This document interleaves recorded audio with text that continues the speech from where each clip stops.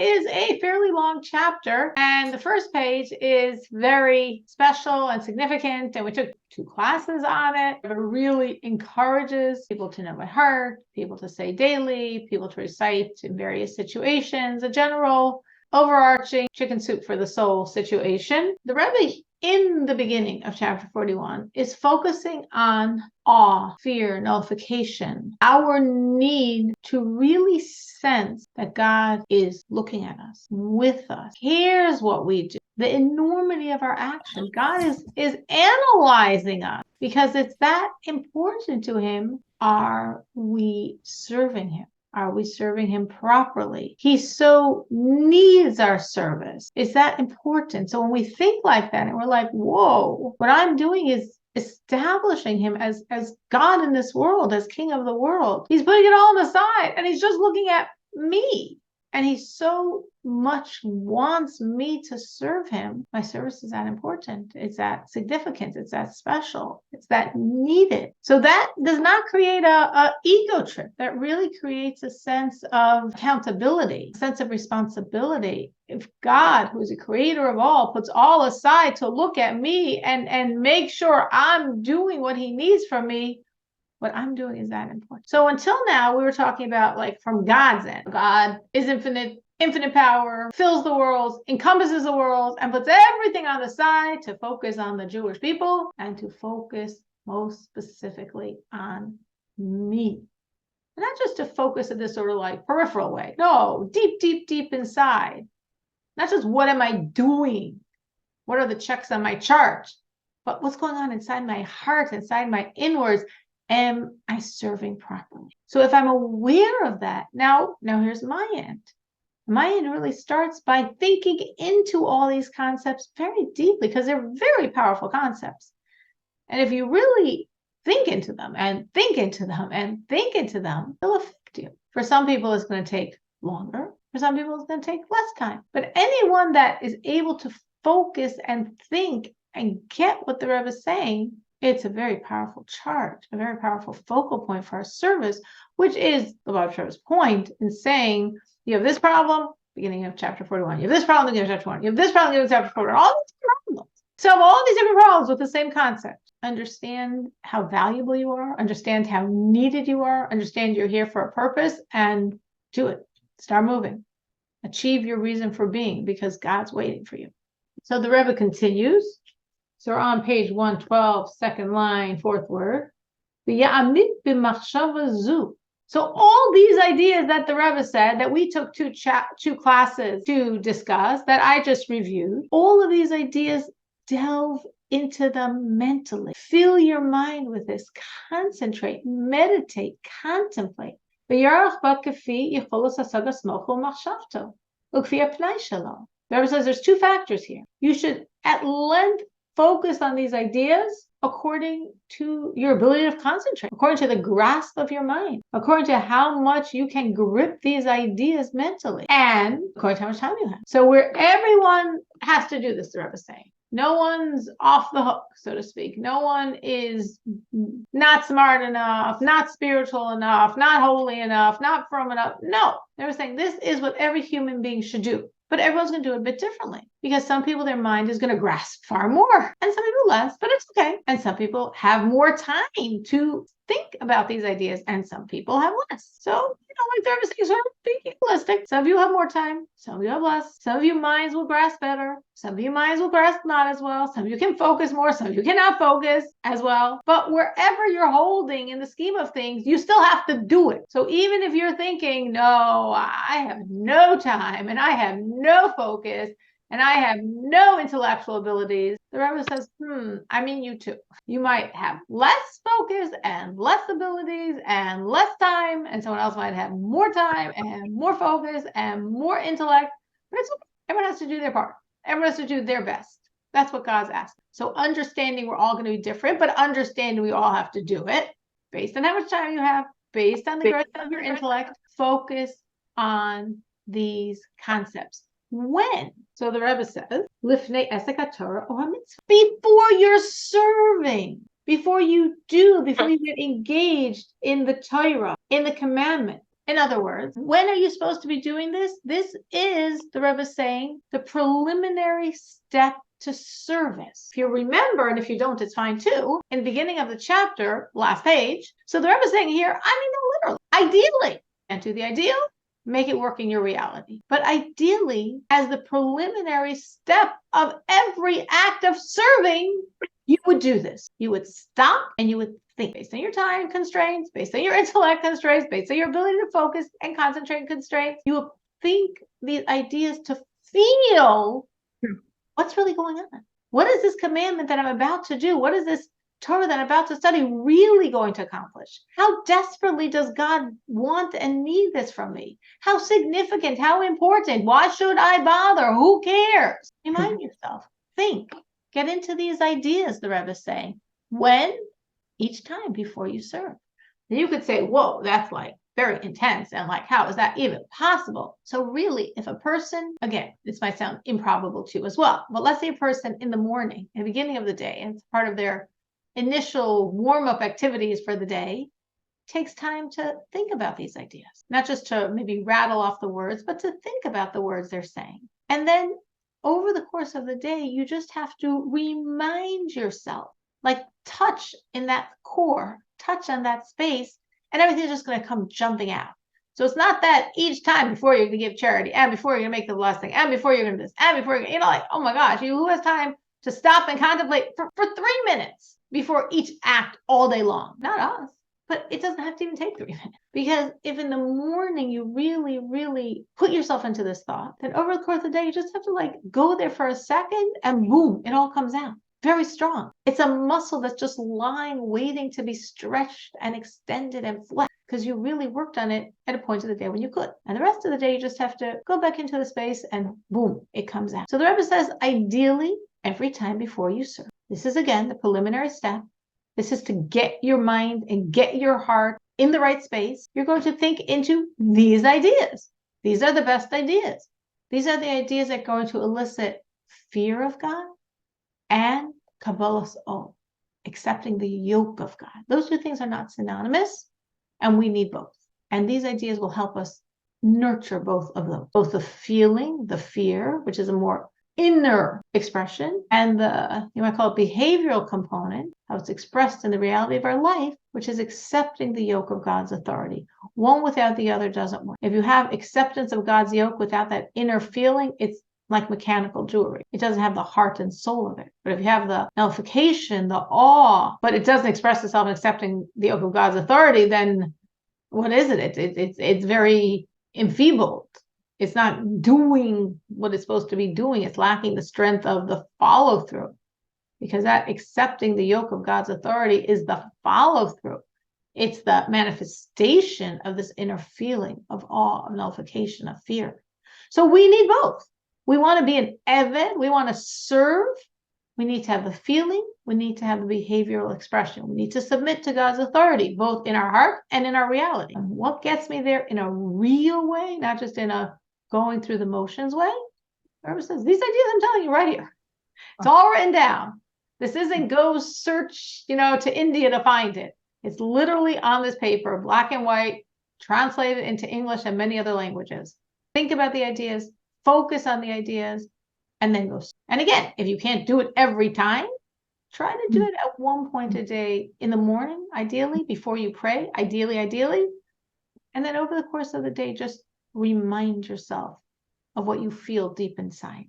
Now, the Rebbe is going to focus on specific commandments, even though he just told us to do this before every commandment. Kimo, now there's going to be examples. For example, Lifnei Levisha's talis, b'tefillin, before putting on the talis and before putting on the tefillin. Now, talis and tefillin, this is like introduced prayer. Prayer is obviously a time when we don't just want to be saying it. We want to be feeling it. All commandments we don't want to just be doing. We want to be feeling, as we've been discussing for a few chapters, but especially prayer. Vigam, and an additional point, beyond everything we already said. Yisbainei, he should contemplate. How this infinite light of God that we spoke about, that's so vast and powerful and infinite, that we discussed, both encompasses and fills all of creation. This this energy is supernal will, God will, the will of God. Well, that energy, the energy of all of creation, the energy that fills the world, that encompasses the world, that's bigger than the world, that's the energy in this Torah. What is Torah? Will of God. What are the commandments? The will of God. So when I'm doing these commandments like the talus or the tefillin, or this is will of God in action, actualized by me. That's why it's so important to God. That's why he's looking at me and saying like, no, please, no. You're doing it, please. I need you to do it. Thank you so much. This is his will. And now his will has flesh. Now his will has expression because of me. So think about that idea. That all that we said before, right? We said basically 4 ideas before. God's vastness, how he fills and encompasses all the worlds, how he puts it all aside, how he's focusing on the Jewish people, and actually he's focusing on me.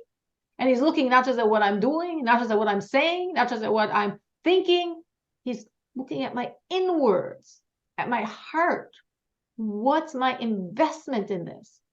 Why? Because what I'm doing is the will of God. And that will of God is all this power. So God's will, that is the infinite light. That is the force that encompasses. That is the force that fills it. That is the energy in every detail of Torah, in every commandment. Oh, but tzitzis, tefillin, elu. We're talking about the tzitzis. We're talking about the tefillin. That's all God will. Ubekriyaso, ulevishaso. So if he's reading, like praying, if he's wearing the tzitzis, the talus, the tefillin, humamshech oiro yisbarech, Allah, he's drawing down this God will, the supernal will of God that is the force of all creation. He now has a link to it. He now has a pull on it through this commandment, through this Torah he's studying. Dehainu means to say, Achelek Eloka mimal shebetoch kufa, on his soul. Who is he? How is he? How are we pulling on the power of all of creation? Because we have that power inside ourselves. I have a connection to that power. What's my inner core? God. A piece of God's very essence. So when the Jew, expressing their soul, utilizing that power, walks the road that God's asking us to walk, learns the Torah, does the mitzvah, we're pulling and fleshing out God's will, which is what all creation is all about. And it's coming to the world, and it's coming to me. It's coming to fuse with my soul, because my soul is a piece of him as well. Lichala, to be comprised, ulivata, and become nullified, but in the will of God. What the Rebbe here gave us was the overarching happens every time you serve God situation. Meaning, this is broad strokes. And these broad strokes are applicable. Now, also every commandment has very individual to the commandment energies and what each commandment specifically is doing. And if you know, when you think about that, it's even better. We don't really know most of them. The Rebbe is now going to give us examples. But before we go into the examples, I just want to review the basic overarching, always applicable, because we might, get a little fuzzy on the details, but the broad strokes we want to be very clear. So the Rebbe is saying, I want you to think about these ideas. It's not enough for me, the Rebbe is saying, that you learned the Tanya, that you're participating, that you're coming to class. It's not enough for me that you say it every day. The Rebbe says, I want you to think about it, because these words have enormous power. These ideas will change your whole relationship with God. These ideas will change how you serve God. Think of God's vastness. He is the force that encompasses all, that fills all, that vivifies all. But he's not focusing on the all. He's focusing on the Jewish people. He's focusing on me. He's focusing on you.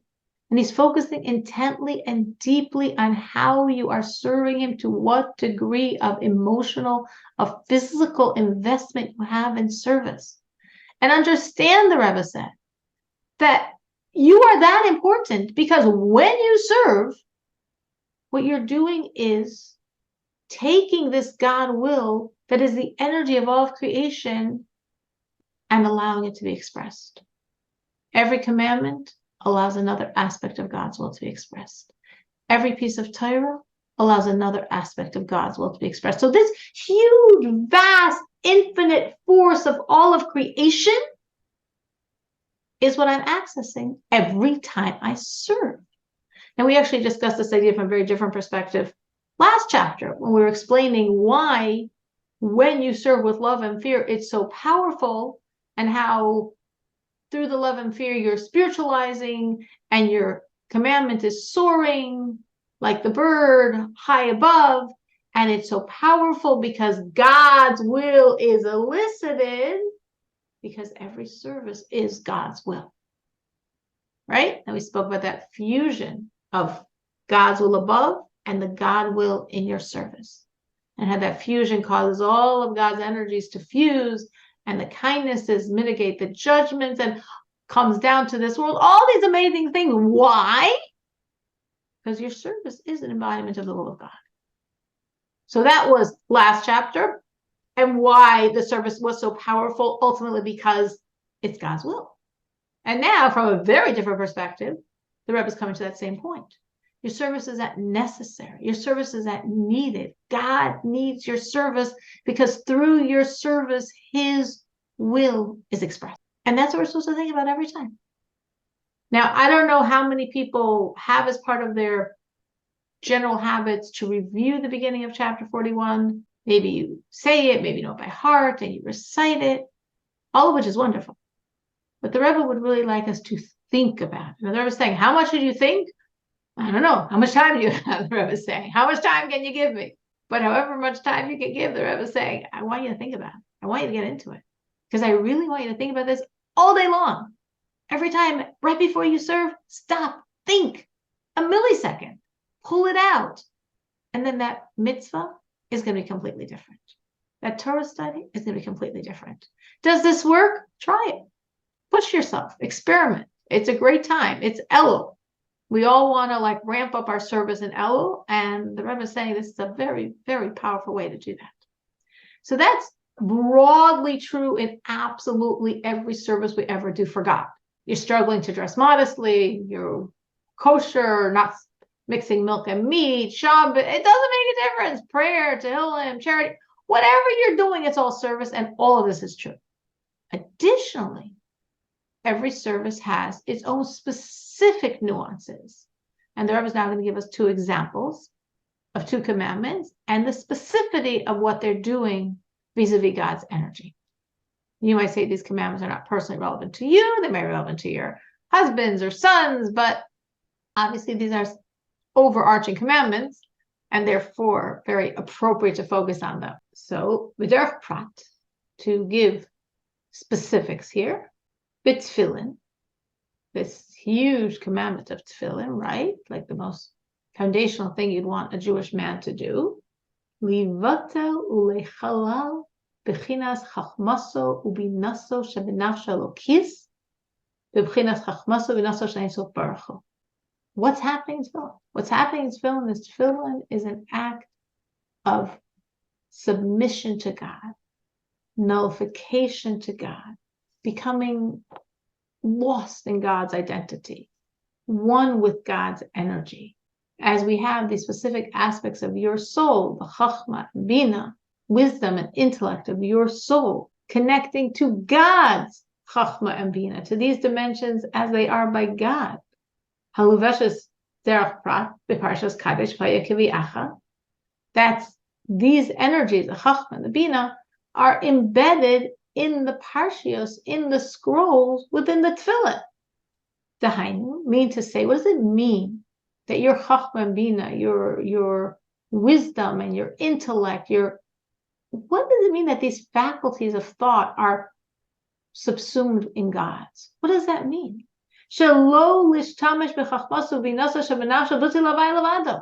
That you want to use your intellectual abilities for God. That's why you have them. That's why a Jew has everything he has. Everything we have ultimately goes back to serving God. It doesn't mean we might not also use it for something else along the way. We're human beings. We live in a human physical world. So you could also, use your mind to pay your income taxes. But that's not what you got it for. That's not why God gave it to you. That's not supposed to be its primary function and what it's immersing itself into. That's just a small change along the way. Why God gave you a mind is to connect your mind to his thoughts, is for your thoughts and his thoughts to become one. And as you nullify your intellect to God, that's how it happens. So this quality we're discussing in this chapter, I mentioned this last week, I saw this in a mimer recently of the Rebbe, that nullification, nullification is an aspect of fear. And we think of fear as a movement of retreating from. The Rebbe says it's also a movement of coming close. Because when we nullify, then we're not taking up space that separates us. And then we can be completely subsumed, completely fused, completely one with God. So when I nullify myself and I nullify my mind and I understand that God gave me an intellect, it's a gift. It's what separates man from the rest of the world. God gave me intellect to be able to be closer to him. So if I'm primarily using my intellect for everything but, even if on the side a little, I also use it for God, God said, that's why I gave it to you. That I should be like, after a long list of other things that you're more importantly putting your mind into, I gave you your mind, that your mind confused with mine. And the other stuff all come very, very distant after that. So in this service that's represented by this act of the tefillin, the spiritual service is subduing, nullifying, taking that tefillin, right? We put the tefillin on the head and on the arm that's parallel to the heart, that we're enslaving, so to speak. We're nullifying our mind and our heart to God. That's why he gave us those abilities. And also, we have three components of intellect from Kabbalistic perspective, from the Hasidic model, as it's by God and therefore as it is by us. Chachma, Bina, and Das. Chachma is the initial spark. Bina is the development of that spark. And Das is the integration. Das is when the idea becomes you. So Das is really, even though it's part of the intellect, but it's really almost the link between intellect and emotion. Because for something to become you, it's already has an emotional energy. Because if it's just stayed in our mind, ideas that are just in our mind are still very remote from us. For something to be me, I have to have an intellectual, but then I have to have an emotional relationship to it. So we have Chachma, that initial flash of the concept. We have Bina, the development. And then we have Das, the integration, which therefore the Rebbe is saying, Das really has within it the roots of emotion. Because when we're really integrating, we have an emotional relationship to the intellectual concept. So the Rebbe says that now also we're going to utilize the Das faculty, the integration faculty, Hakayla Chesed Gvura, which really within Das we have these two dimensions of the primary emotions, Chesed, loving kindness, which is expressed as the emotion of love, and Gvura, strength, which is expressed as this emotion of fear, nullification. Shein Yira v'Ahava b'Shebelibo, the fear and love in his heart. B'chinas Das ha'elyon. So my Das, my ability to integrate, my love and fear, I'm going to fuse with his Das. Hakol Chesed Gvura. containing his chesed, which is expressed in love, his gvura, which is expressed in fear, which are parallel to the other two parshios of the tefillin. We have 4 parshios in the tefillin, and based on those 4 parshios, that is how the Rebbe is explaining is the spiritual dimension. In the tefillin, we have 4 scrolls, and the Rebbe is saying those 4 scrolls are parallel to the enslavement of one's mind and heart to God. One scroll for Chachma, one of the 3 intellectual faculties of soul, of mind. Second scroll for Bina, the second intellectual faculty of soul and of mind, the development of the concept of Chachma. And the third and fourth for the emotions which are within the third intellectual aspect, the aspect of Das, the aspect of integration. Because we want our Chachma and Bina and Das and Chesed and Gvura. Again, I'm saying 5, but it's really 4 the way the Rebbe is saying it, because Das contains within it Chesed and Gvura. So my intellectual spark, my development of the concept, my integration of the concept, which contains within it the emotional connection to the concept, the love factor and the fear factor, all of those I have, so I can fuse them with God. So my mind can be enslaved, can be fused, can be one with his. That my heart can be enslaved, can be fused, can be one with his. And that's what our sages mean when they say tefillin is to subjugate the mind and the heart to God. And again, that's why you have the tefillin on the head, subjugation of mind, and the tefillin on the forearm, parallel to the heart, the subjugation, the nullification of your heart to God. Because when you nullify, there's space to be one. So I have been talking nonstop. Does someone have any thought on this? Any questions on this? It'd be very easy to say, wow, this is really cool, but we don't put on tefillin, which is true. So obviously, if your husbands are putting on tefillin, that's spiritually benefiting you. But the service, we're not doing the act, but the concept we do as well. And it's like in many spiritual services, where our sages say that a woman already has a spiritual affinity and doesn't need to go through the physical steps, like our sages say very famously about circumcision. The more you learn Hasidus, the more, wow, all that spirituality of circumcision, and women are not circumcised. But the sages say all women are already spiritually considered like circumcised, which means what circumcision does for a man, a woman has naturally. So I assume it's true for all these other dimensions as well. So continuing, as I mentioned, as it's written in Jewish law, that the whole purpose of tefillin, this pivotal service for a Jewish man, is to subjugate the mind and the heart to God. So you could say, all right, I don't know, he's putting a box on his head and a box on his forearm, and he's subjugating his mind and heart to God. But now we understand spiritually the dynamics of what's happening when you do the tefillin. So why is the Rebbe sharing this? Because the Rebbe's point is, so before you do the tefillin, think about this.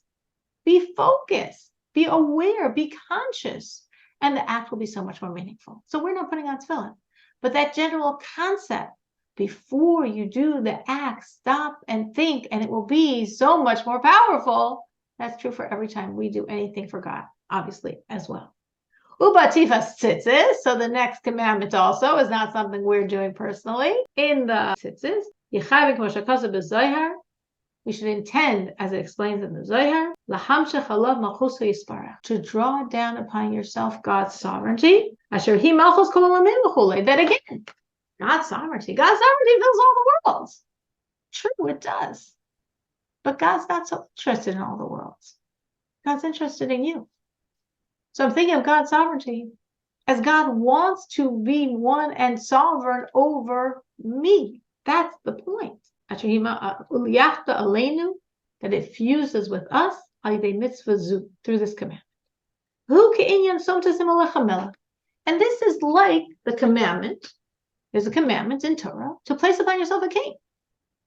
All right, well, I live in America in the 21st century. How do I fulfill this commandment? So we can say, you don't, but learn about it, and that will count as well. And that's true. There's legitimacy to that. But the Rebbe is saying, but there's also a spiritual component to every commandment. So when we accept God's sovereignty, we are expressing the will of God in the commandment, place upon yourself a king. Because that's the real king that God wants us to really accept. And the kings in this world are just stepping stones for us to facilitate that relationship with the ultimate king of all kings, God himself. Now, a person could say, wow, this is so cool. This is so amazing. If only I was spiritual. If only I was holy. If only I felt and was excited and understood and had time to focus, or forced myself to focus. I might have the time, but I don't have the focus. I might have neither. I might have both, but don't do it anyway. This is really cool. Or maybe we'll do it. Maybe we try. But it doesn't seem to be happening. In other words, what's supposed to happen? What's supposed to happen, as we said, is the Rebbe's laying it all on the table. This is not like some chase after something that you don't know where it is and how you're going to find it and stumble across it. The Rebbe put all the facts on the table, and I just have reviewed those facts this entire class so far. So what you know that you're supposed to think about, it's in your brain. And you're like, okay, I'm going to do it. I'm going to focus. I'm going to think. I'm going to take the time, and I'm going to force myself to concentrate. And obviously my phone is turned off, and nobody's disturbing me. And then nothing happens. That's very disappointing. Like, I did it and nothing happened. What was supposed to happen? We said fear, nullification, submission to God in your heart, and the expression of Kabbalah Malchus Shemayim, placing upon yourself the king, acceptance of the yoke of God's authority. And we said you need both. It doesn't work if you don't have both. The inner expression is the emotion, the fear, the nullification. And the outer expression is acceptance of God's yoke. If you only have acceptance of God's yoke, but you don't have the fear, we said it's mechanical. And if you have the fear, but then it doesn't turn into an acceptance of God's yoke, well, it's not very strong fear, because if it was a strong enough fear, that would happen automatically. So obviously you need both for this to work. And you're trying, and you're actually doing it. You don't really believe in yourself, but you're like, okay, Alter Rebbe, I'll walk your road. I'll try. I'll do it. I'll give it a shot. Guess what, Alter Rebbe? It didn't work. What do you mean it didn't work? I didn't do anything. I tried. I focused. I know what to think about. I'm thinking, and what's happening?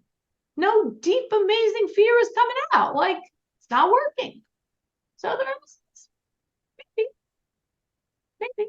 Depends on who you are. Or it depends on how many times you've done this. It's a muscle. The more you do it, the more natural it is. The more you think certain thoughts, the more naturally they flow. The more remote it is, the more unfamiliar it is, the harder it is to have an emotional response. Could be. Depends on your soul, depends on your intellect, depends on your concentration. Maybe you didn't achieve the goal. But the Rebbe says, don't worry. It's still amazing what you're doing. So, to put it in the words of the Rebbe, and even if trying to do it, trying to focus, trying to use your mind, trying to concentrate, didn't happen. You didn't feel this ema and pachad revealed in your heart. Ema and pachad are two words for fear. Ema is a more intellectual fear. Pachad is a more emotional fear. Obviously, if it's already emotion, we'd like you to have an ultimately emotional fear, a pachad, at least an ema. But it didn't happen. It's not shining in your heart these powerful emotions for God. Become. Nevertheless, you are accepting the yoke of heaven. You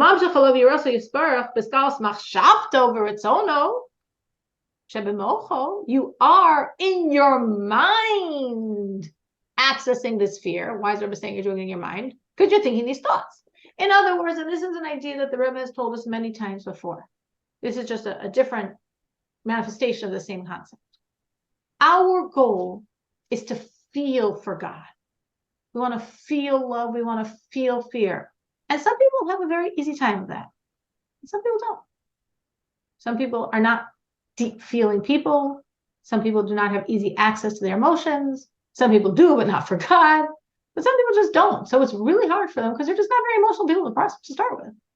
So the Rebbe has told us before, if you can't feel it in your heart, at least feel it in your mind. At least be aware in your mind of the feeling.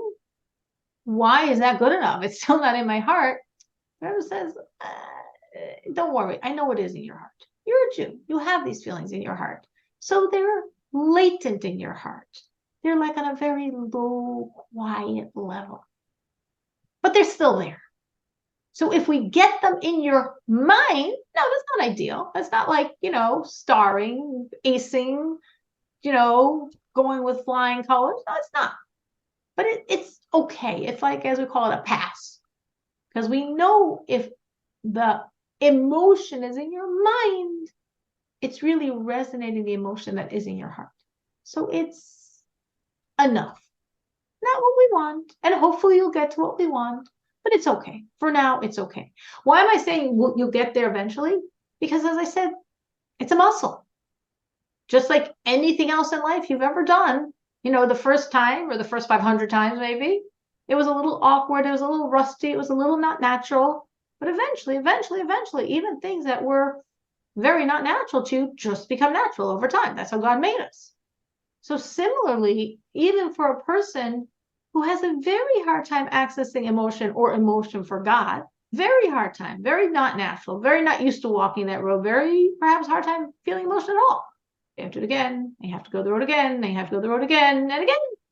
For one person, it'll take a week. For one person, it'll take a month. Another person might take 6 months, 9 months. It will take a year, maybe. Depends on who you are. Eventually, everyone will get there. If you keep consistently working at it, every single person will get there. And obviously, some people get there faster than others. But even if you haven't gotten there yet, and you're frustrated, and you feel, my gosh, I'm doing what you're saying, it is not working, Rebbe says, don't worry. For sure, the emotion is in your mind because you're using your mind to think about these thoughts. So that means it's in your mind. It's resonating what's in your heart. It's okay. So keep doing it.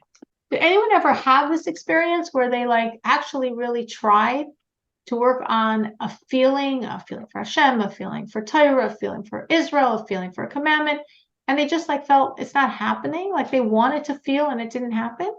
Or conversely, somebody's worked on this and wow, they didn't realize how much powerful emotion they really have. And once they started working, it was unbelievable how powerful those emotions were. I remember many, many years ago going to Eretz Yisrael and being all prepared for that moment to go to the Kaisel.